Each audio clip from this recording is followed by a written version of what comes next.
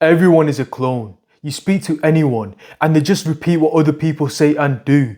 They get so caught up in following trends that they forget that their competitive advantage is the thing that makes them different. But they can't even begin to grasp that idea because they fill their heads with so much noise to the point where they don't even know if their thoughts are their own. I think that the people who will win in the long run are the ones that can clear away all the noise and follow their own advice. Copying what made someone else successful would make sense if you were in the exact same position as them.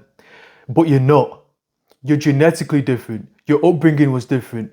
Your talents are different. The people you know are different. Your access to resources are different. The context of the world itself is different. So your path moving forwards has to be different. Take Elon Musk for example. He's got degrees in physics and economics, which relates to all of the things he's done so far.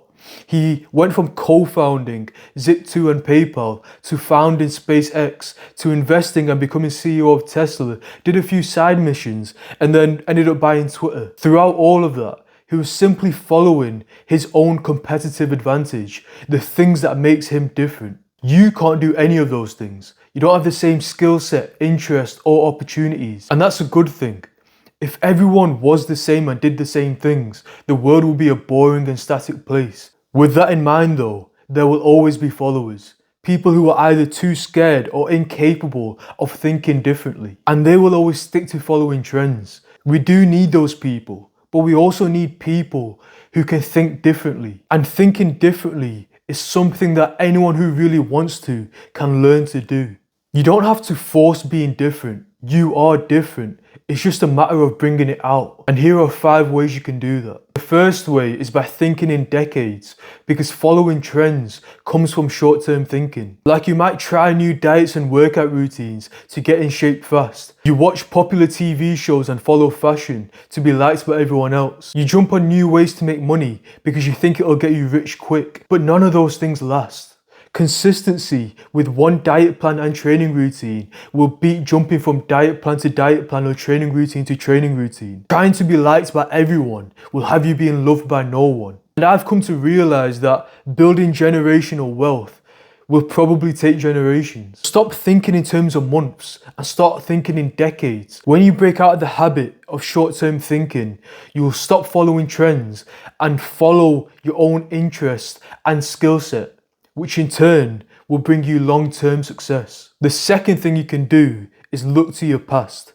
Look for skills and interests that you forgot you had. Like maybe you were good at drawing as a kid, so that could translate into architecture or graphic design. Or maybe you were good at algebra in school, so you might be good at troubleshooting code. Once you rediscover those skills and interests, try leaning into those and see where they lead. But your past or your perception of your past isn't always true. Like in school, I didn't like IT, so I assumed that I wouldn't be good at programming.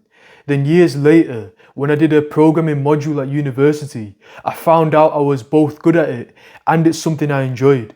Which brings me to my third point. The third point is trying new things. I never actually tried to code. I just assumed I wouldn't be good at it because I didn't enjoy IT.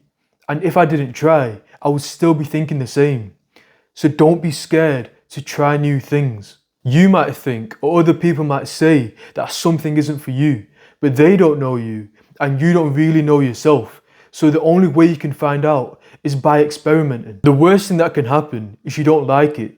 That's not time wasted, that's a lesson learned, and it brings you closer to understanding yourself. The best thing that can happen is you come across a skill or interest that you can use to differentiate yourself from the rest. Fourth thing you should do is think whilst you consume. So every piece of content that you consume will change you. If you watch a video and you disagree with it, that will reinforce your beliefs.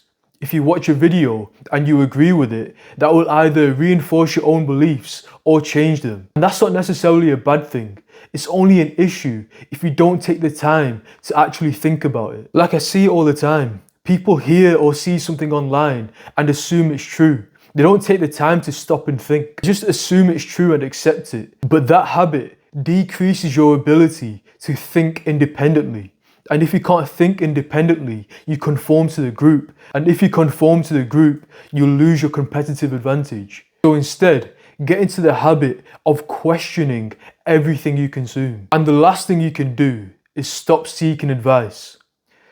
Seeking advice in itself isn't a bad thing. It's when it goes to the extreme. It's when you start making decisions based on other people's opinions while it's going against your own better judgment. That will lead to you valuing other people's opinions more than your own. So you stop trusting yourself, and when you stop trusting yourself, you turn into a sheep because you're too scared to go off alone. So you're better off trusting your own judgment, making mistakes and learning from them. And if you're scared of making mistakes, you're scared of taking risk. And that just tells me that maybe you are a sheep after all. So let's sum that all up. We live in a generation full of clones, and to get above the masses, you have to have a competitive advantage, something that makes you different from everyone else. And all that means is leaning into the skills and interests that makes you different, whilst at the same time resisting the pull of the crowd. And like I said, if you're scared of being different, if you're scared of taking risks and making mistakes, then maybe you are a sheep after all.